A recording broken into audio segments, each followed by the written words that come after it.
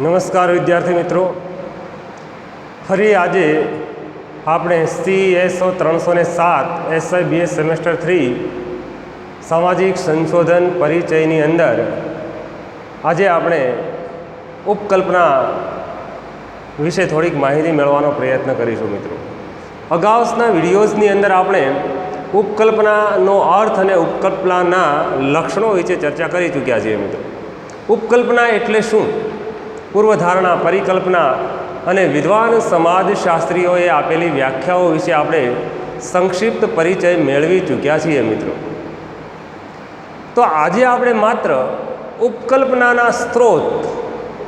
ઉપકલ્પનાના સ્ત્રોતનો સામાન્ય અર્થ લગભગ તમે મિત્રો જાણો છો. સ્ત્રોત એટલે શું, એ આપણે 8મા 9મા 10મા ધોરણથી જેનો અભ્યાસ કરતા આવ્યા હોઈએ છીએ, પરંતુ અહીંયા સમાજશાસ્ત્રીય દૃષ્ટિકોણથી ઉપકલ્પનાના સ્ત્રોતને સમજવાનો આપણે પ્રયાસ કરવાનો છે. મિત્રો,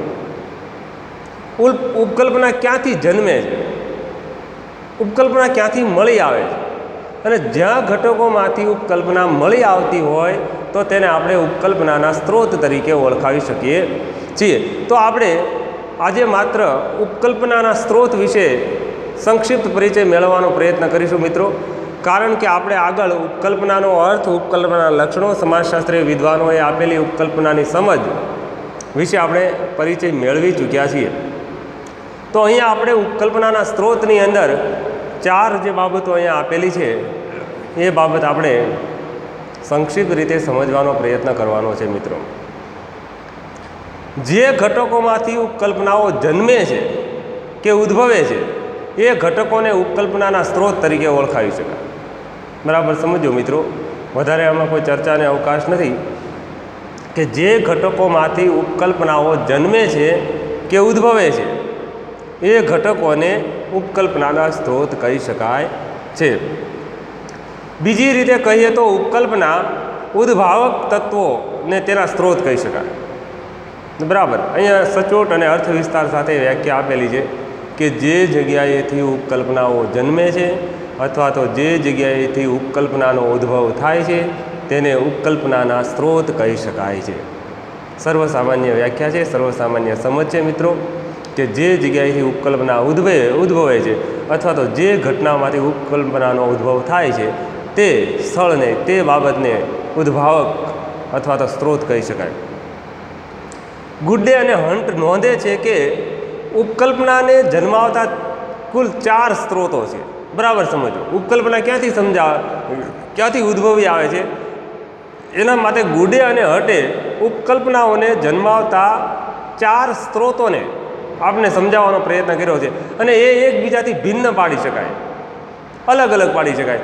આવા 4 સ્ત્રોતો જે તમારી સામે આપેલા છે: સામાન્ય સંસ્કૃતિ, વિજ્ઞાન, ઉપમા અને વિજ્ઞાનીના વ્યક્તિગત અનુભવ. 4 બાબતો. આ 4 બાબતો છે એ ઉપકલ્પના ઉદ્ભવના સ્ત્રોત છે કે જેની અંદરથી ઉપકલ્પનાઓ ઉદ્ભવે છે. તો આપણે એની અંદર સામાન્ય રીતે જોઈએ કે સામાન્ય સંસ્કૃતિ, તો કે ભાઈ ઉપકલ્પના જન્મવાનું મુખ્ય પરિબળ કયું, તો કે ભાઈ સામાન્ય સંસ્કૃતિની અંદરથી ઉપકલ્પનાઓ જન્મતી હોય છે. તો કે સમાજના વિવિધ સાંસ્કૃતિક તત્વો જો સમાજની અંદર જોવા મળતા, આવા સર્વસામાન્ય અર્થ વિસ્તાર સાથે અહીંયા બધી બાબતો આપેલી છે કે સમાજના વિવિધ સાંસ્કૃતિક તત્વો ઉપકલ્પનાઓ જન્માવવામાં મહત્ત્વના સ્ત્રોત તરીકે મહત્ત્વનો ભાગ ભજવે. સંસ્કૃતિમાંથી, સામાન્ય સંસ્કૃતિમાંથી આ ઉપકલ્પનાઓ જન્મતી હોય. પશ્ચિમી સંસ્કૃતિના વિજ્ઞાનનો વિપુલ વિકાસ થયો એ ભારત દેશની અંદર પશ્ચિમી સંસ્કૃતિનું અનુકરણ થઈ રહ્યું છે. પશ્ચિમી સંસ્કૃતિ આવી છે એ સંસ્કૃતિકરણ અને અન્ય પશ્ચિમીકરણ જેવી બાબતો આવી છે, તો એની અંદરથી પણ ઉપકલ્પનાના ખ્યાલો જન્મે છે. તો આ રીતે તે કેવળ એક અકસ્માત નથી પરંતુ સંસ્કૃતિનું કાર્ય છે. એટલે કે પશ્ચિમના સમાજમાં વિજ્ઞાનને વિકસાવવામાં પશ્ચિમી સંસ્કૃતિએ મહત્ત્વનો ફાળો ભજવ્યો છે. તો એમની અંદરથી સંસ્કૃતિમાંથી ઉપકલ્પનાનો સ્ત્રોત અથવા ઉપકલ્પના મળી આવતી હોય છે. સમાજશાસ્ત્ર એક એવું વિજ્ઞાન છે અને તેનો વિકાસ મહદ અંશે અમેરિકા, ઇંગ્લેન્ડ અને ફ્રાન્સમાં થયો છે, આપણે જાણીએ છીએ. સમાજશાસ્ત્રનો ઉદ્ભવ વિકાસ તો ફ્રાન્સની અંદરથી થયો છે એ આપણે જાણીએ છીએ. એનો અર્થ એ થાય છે કે ત્યાં જે કાંઈ ઉપકલ્પનાનું નિર્માણ થયું અને તેના આધારે સંશોધનો કરવામાં આવ્યા તેનો સંબંધ તે દેશોની સંસ્કૃતિ સાથે રહેલો હોવાનું જોવા મળે છે. જો આ સંસ્કૃતિમાંથી અર્થાત એ સ્પષ્ટ બાબત થઈ કે ઉપકલ્પનાઓ સંસ્કૃતિમાંથી જન્મે છે. સંસ્કૃતિના વિવિધ તત્વો તો કે ભાઈ સાંસ્કૃતિક મૂલ્યો, સાંસ્કૃતિક મૂલ્યોમાંથી ઉપકલ્પનાઓ જન્મે. જે કાંઈ આપણા રીત રિવાજ પરંપરાઓ રૂઢિઓ ધોરણો વલણો મૂલ્યો પ્રવર્તમાન મૂલ્યો છે તે બધા જ આપણા માટે ઉપકલ્પનાઓ જન્માવે છે. ઉદાહરણ તરીકે જોઈએ તો અમેરિકન સંસ્કૃતિમાં વ્યક્તિગત સુખ ગતિશીલતા અને સ્પર્ધાને આ મૂલ્યોને ઉત્તેજન આપવામાં આવે છે. જો સમાજની અંદર અમેરિકાની અંદર આ બધી બાબતો વધારે પ્રચલિત બનેલી જોવા મળે છે. આ રીતે અમેરિકાના સામાજિક સંગઠનોની અંદર આ પ્રકારના સાંસ્કૃતિક મૂલ્યો જોવા મળે છે. અમેરિકન સંસ્કૃતિ છે તે પોતાના ભૌતિક સુખ ઉપર વધારે ભાર મૂકે છે, તો એની અંદરથી ઉપકલ્પનાઓ મળી આવતી હોય છે, એના ઉપરથી સામાજિક સંશોધનો થતા હોય છે. આ રીતે પ્રચલિત લોકમાન્યતાઓ પ્રચલિત લોકમાન્યતાઓ હોય લોકરિવાજ હોય તો એ પણ ઉપકલ્પના જન્માવવામાં ખૂબ જ અગત્યનો અને મહત્ત્વનો ભાગ ભજવતા હોય છે. કેવળ સાંસ્કૃતિક મૂલ્યો જ ઉપકલ્પનાનો સ્ત્રોત બને છે એવું નથી. માત્ર ને માત્ર સાંસ્કૃતિક મૂલ્યો છે એ જ ઉપકલ્પનાના સ્ત્રોત બને એવું નથી. સામાન્ય લોકોમાં પણ પ્રચલિત લોકમાન્યતાઓ પણ ઉપકલ્પનાના સ્ત્રોત બની શકે. કોઈ સમાજ હોય, કોઈ જૂથ હોય, કોઈ સંગઠન હોય, કોઈ વર્ગ હોય, તો એની અંદર જેવા જોવા મળતા અમુક પ્રચલિત લોકમાન્યતાઓ છે એ પણ ઉપકલ્પના જન્માવી શકે છે. એમાંથી આપણને ઉપકલ્પના મળી આવે છે, એમાંથી આપણને કંઈક પ્રશ્નરૂપ વિધાન મળી આવે છે. દાખલા તરીકે આપણે જોઈએ તો ભારતીય સમાજની અંદર સામાન્ય રીતે લોકોમાં એવી માન્યતા છે કે જ્ઞાતિ વ્યક્તિના વર્તનનું નિર્ણાયક પરિબળ છે. જો આ ઉદાહરણ ભારતીય સમાજની અંદર વર્ણ વ્યવસ્થા, જ્ઞાતિ વ્યવસ્થા, ધર્મ વ્યવસ્થા, વર્ગ વ્યવસ્થા, સામાજિક રીત રિવાજો, કોટિકમ, સ્તર રચના વગેરે વગેરે જે કાંઈ બાબતો છે તો એ લોકમાન્યતાઓ, લોકરિવાજો, લોક પરંપરાઓમાંથી આ પ્રકારની ઉપકલ્પનાઓ જન્મતી હોય એવું જોવા મળે છે. તો આ સાંસ્કૃતિક બાબત છે. પછી લોકમાન્યતાઓ સામાજિક પરિવર્તન પેટા પોઈન્ટ્સ તેની અંદર છે. લોકોની માન્યતાઓ અને ઉપકલ્પનાઓનો એક સ્ત્રોત બને છે, આપણે જાણીએ છીએ એ તો ખરું જ, પરંતુ સામાજિક પરિવર્તન સંસ્કૃતિનું મહત્ત્વ અને અગત્ય જાણવા માટે એક સ્ત્રોત તરીકે કામ કરે છે. તો સામાન્ય રીતે મોટા ભાગના સમાજોની અંદર ચોક્કસ પ્રકારની સાંસ્કૃતિક પ્રણાલિકાઓ પ્રચલિત બનતી હોય છે. લોકોના વિચારો છે, આચાર વિચાર છે એ દેખીતી રીતે આપણે જોઈ શકતા હોઈએ છીએ અને તેમાં સમયાંતરે કાળાંતરે પરિવર્તનો આવતા હોય છે. તો આ રીતે સમાજની અંદર જોવા મળતા લોકરિવાજો, લોક પરંપરાઓ, લોકરીતિઓ એમની અંદરથી આપણને ઉપકલ્પનાના એક ઘટક તરીકે અથવા તો ઉપકલ્પનાના એક સ્ત્રોત તરીકે પ્રશ્નરૂપ વિધાન મળી આવતા હોય છે. તો ત્યારબાદ બીજો પોઈન્ટ છે કે વિજ્ઞાન જો ઉપકલ્પનાનો એક સ્ત્રોત. વિજ્ઞાન પણ, કારણ કે સમાજશાસ્ત્ર વિશે પણ એ વૈજ્ઞાનિક પદ્ધતિ ઉપર રચાયેલું હોવાથી અહીંયા વિજ્ઞાનનું પણ એક મહત્ત્વ રહેલું છે. તો ઉપકલ્પનાઓ જન્માવનારા એક સ્ત્રોત તરીકે વિજ્ઞાન ખાસ કરીને મહત્ત્વનો ભાગ ભજવે છે. વિજ્ઞાનમાં પ્રસ્થાપિત થયેલા સિદ્ધાંતો, વિજ્ઞાનના શિક્ષણ દ્વારા થતું સામાજિકકરણ, જો આ બે એના પેટા પોઈન્ટ છે. વિજ્ઞાન દ્વારા ઉપકલ્પનાના ઉદ્ભવ કેન્દ્રો છે. એક તો વિજ્ઞાનમાં પ્રસ્થાપિત થયેલા સિદ્ધાંતો, વિજ્ઞાનની અંદર ચોક્કસ પ્રકારના જે પ્રસ્થાપિત થયેલા સિદ્ધાંતો છે એના દ્વારા ઉપકલ્પનાઓ જન્મે છે. આ ઉપરાંત વિજ્ઞાનના શિક્ષણ દ્વારા થતું સામાજિકકરણ, નવું જે શીખવા મળે છે, નવી બાબતો જે અસ્તિત્વમાં આવે છે તે બાબત.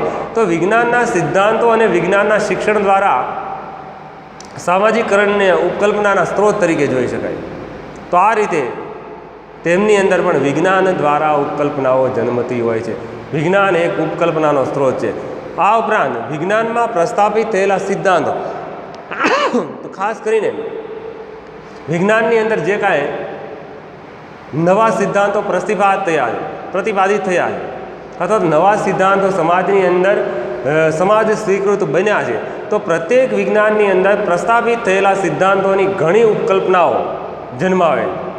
ને ઘણા બધા એવા સિદ્ધાંતો હોય છે, ઘણી બધી એવી ઘટનાઓ હોય છે, ઘણા બધા એવા લેખો કે સર્વેક્ષણો હોય છે, એની અંદરથી સંશોધકને ચોક્કસ પ્રકારના પ્રશ્નરૂપ વિધાન મળતા હોય છે, જેના કારણે પ્રસ્થાપિત વૈજ્ઞાનિક સિદ્ધાંત ઉપકલ્પનાનું નિર્માણ કરે છે.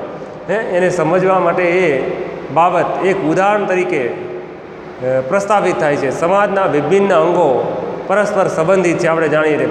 આ રીતે સમાજશાસ્ત્રીય સિદ્ધાંતોના આધારે આ સિદ્ધાંતમાંથી ઘણી બધી ઉપકલ્પનાઓનું ઉદ્ભવ સ્થાન બનતું હોય છે. ઉદાહરણ તરીકે ભારતીય સમાજની અંદર જ્ઞાતિ જુઓ, સંયુક્ત કુટુંબ જુઓ, પરસ્પરની અસરો જુઓ, અને ધર્મ છે કે સ્તરીકરણ છે કે કોટિક્રમ છે, અર્થવ્યવસ્થા છે, આ બધી જે કાંઈ બાબતો છે એ વૈજ્ઞાનિક સિદ્ધાંતો ઉપર રચાયેલી અમુક બાબતો સમાજશાસ્ત્રીય દૃષ્ટિકોણથી આ સંશોધનની અંદર ઉપકલ્પનાનું કાર્ય કરતી હોય છે. એટલે કે આ કાર્યાત્મકવાદ સિદ્ધાંતમાંથી જ, કાર્યવાદી સિદ્ધાંતમાંથી જ હકીકતો છે કે તટસ્થતા છે એ વિજ્ઞાનમાંથી જાણવામાં આવતી હોય, તો તે એક વિજ્ઞાન તરીકે ઉપકલ્પનાઓનું નિર્માણ કરે છે. ત્યારબાદ વિજ્ઞાનના શિક્ષણ દ્વારા થતું સામાજિકકરણ, આ એક ઉપકલ્પનાનો સ્ત્રોત, પેટા પોઈન્ટ છે.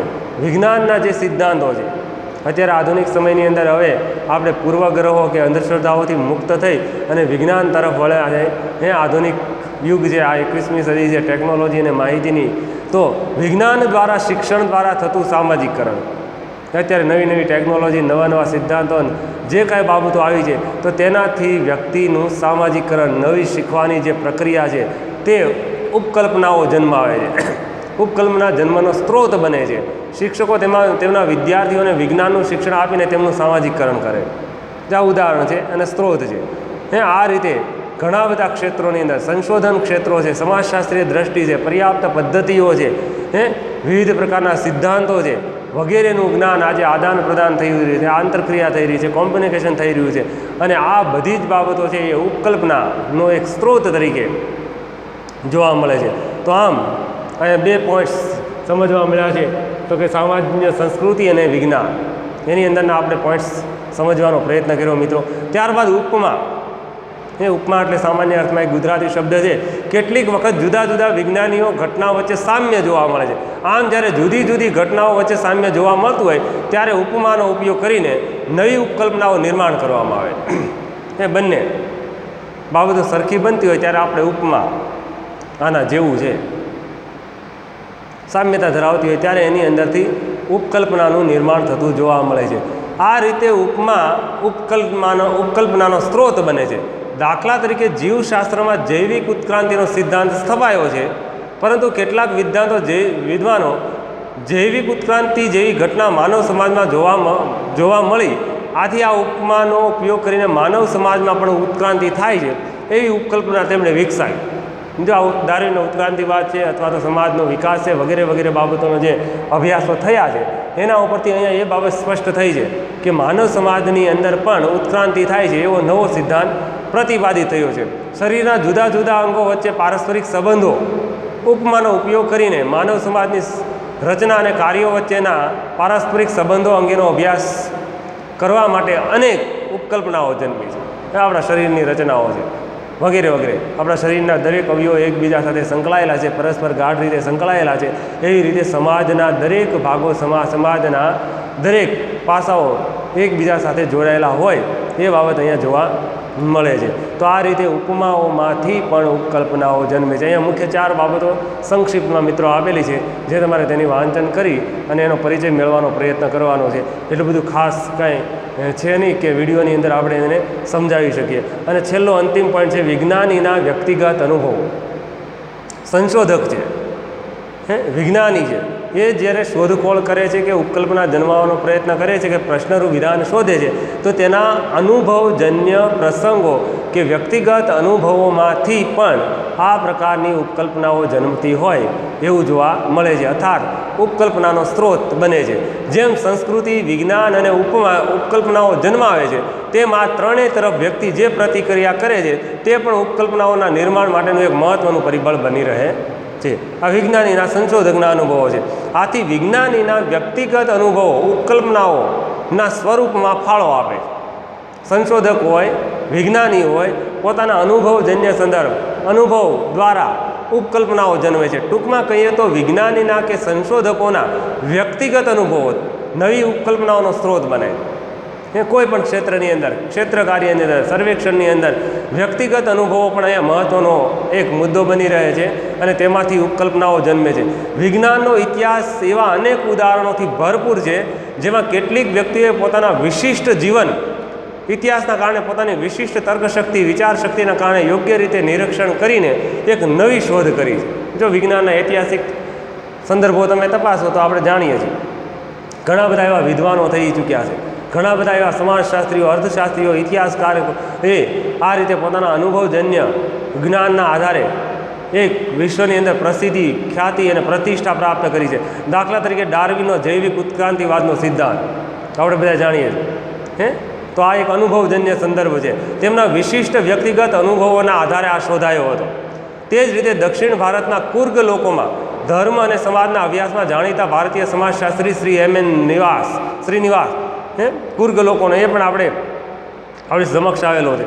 આ પણ એક અનુભવજન્ય સંસ્કૃતિકરણ, નિરીક્ષણ આ શ્રીનિવાસનો એક અભ્યાસ છે. તો આ રીતે વિજ્ઞાનીના વ્યક્તિગત અનુભવોના અભ્યાસો ઉપરથી પણ ઉપકલ્પનાઓ જન્મતી હોય એ જોવા મળે છે. શ્રીનિવાસે આ અનુભવના આધારે સંશોધન કરીને તેમણે સંસ્કૃતિકરણનો સિદ્ધાંત તાર્યો. અનુભવજન્ય વિજ્ઞાન સંશોધકના અનુભવો દ્વારા વિજ્ઞાનીના વ્યક્તિગત વિશિષ્ટતાઓ તેને ઘટનાઓનું વિશિષ્ટ રીતે નિરીક્ષણ કરવા તરફ દોરી જાય છે. તો આ રીતે સામાજિક સંશોધનની અંદર વ્યક્તિગત અનુભવો પણ ખૂબ જ મહત્ત્વનો ભાગ ભજવે છે. તો અહીંયા નિરીક્ષણ નવી ઉપકલ્પનાઓને જન્મ આપે છે. કેવી રીતે? તો કે ભાઈ સામાજિક સંશોધનમાં ઉપકલ્પનાનું કાર્યાત્મક મહત્ત્વ રહેલું છે. ખાસ કરીને ઉપકલ્પના સંશોધનને માર્ગદર્શન આપવાનું કાર્ય કરે છે. ઉપકલ્પના દ્વારા ઉપકલ્પના સંશોધકને અનુભવજન્ય ચકાસણી કરવા તરફ દોરે છે. પ્રશ્નરૂપ વિધાન છે ઉપકલ્પના સંશોધનનું ચોક્કસ નિર્ધારિત કરે છે. આ બધી એની મહત્ત્વની બાબતો છે. ઉપકલ્પના સંશોધનની પ્રયુક્તિ પદ્ધતિ નક્કી કરી આપવાનું પણ કામ કરે છે. ઉપકલ્પના સિદ્ધાંતનું ઘડતર કરવા તેમજ પ્રસ્તાવિત સિદ્ધાંતની ચકાસણી શક્ય બનાવે છે. તેમજ તે સિદ્ધાંત અને સંશોધન વચ્ચે કડીરૂપ બને છે. જો આ બધી ઉપકલ્પનાઓ છે, પ્રશ્નરૂપ વિધાન છે, સંશોધન કરવા અને ઉપકલ્પના વચ્ચે ગાઢ સંબંધ છે, આ બધી બાબતો દર્શાવવાનું કામ ઉપકલ્પના, પૂર્વધારણા, પરિકલ્પના દ્વારા થાય છે. તો આ રીતે અહીંયા 3 કે 4 જે ઉપકલ્પનાના સ્ત્રોતો છે તે આપણે જોવાનો પ્રયત્ન કર્યો. સંક્ષિપ્ત પરિચય મિત્રો, આની અંદર બહુ ખાસ કોઈ બાબત એટલી બધી સ્પષ્ટતા થતી નથી મને ખ્યાલ છે, પરંતુ તમારે આ પુસ્તકની અંદર ખૂબ જ ઝીણવટભર્યું, ખૂબ જ ગહન રીતે એનું અધ્યયન કરવાનું રહેશે. તો જ એનાથી આપણે ખ્યાલ આવશે. અહીંયા આ બાબત એટલી સ્પષ્ટ થાય છે કે ઉપકલ્પનાની ચોક્કસ પ્રકારની મર્યાદાઓ છે.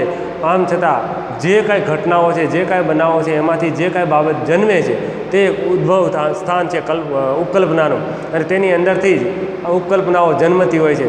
અને આવા ઘણા બધા ઉપકલ્પના આધારિત અભ્યાસો થયેલા છે, ખ્યાતિ પામેલા છે, પ્રતિષ્ઠા પામેલા છે મિત્રો.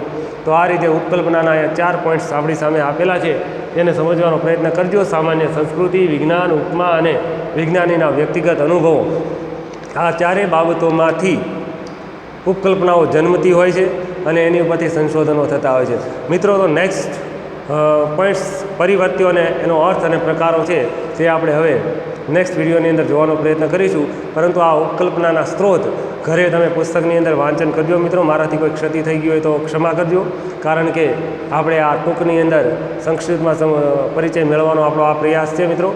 નેક્સ્ટ વિડીયોની અંદર મળશું. જય હિન્દ, જય ભારત.